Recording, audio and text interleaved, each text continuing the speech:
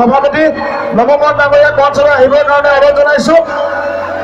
আমি অভ্যৰ্থনা সমিতিৰ সন্মানীয় সভাপতি ভূৰেণ বৰুৱাক মঞ্চলৈ আমন্ত্ৰণ জনাইছো আৰু বিদেশ আঞ্চলিক মহান ছাত্ৰ সন্থাৰ সন্মানীয় সভাপতি বিমন্ত মহন্ত ডাঙৰীয়াক মঞ্চলৈ আমন্ত্ৰণ জনাইছো আৰু তেখেতসকলে একমুখত লৈ মৰাণ ফুলাম গামোচাৰে আদৰণি জনাব।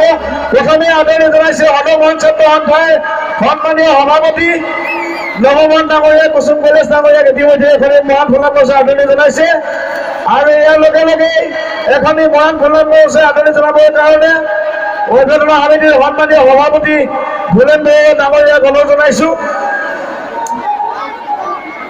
আৰু ইয়াৰ পাছতে ডিৰাক আঞ্চলিক মহান ছাত্ৰ সন্থাৰ সন্মানীয় সভাপতি বিমন্ত মহন্ত ডাঙৰীয়াক এখনি ফুলাম গামোচা আদৰণি জনাবৰ কাৰণে অনুৰোধ জনাইছো।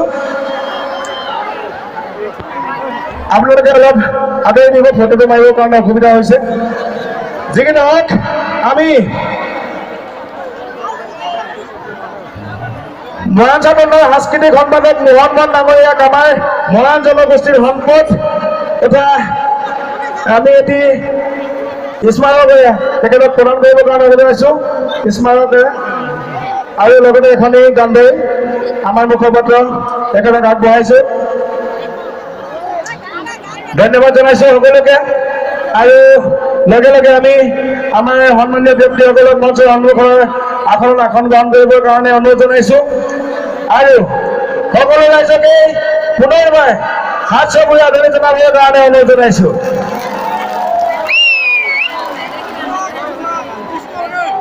আমি জনপ্ৰিয় কণ্ঠশিল্পী কুসুম কৈলাশ দেৱক মাইক্ৰফোনটো আগবঢ়াই দিছো। ধন্যবাদ।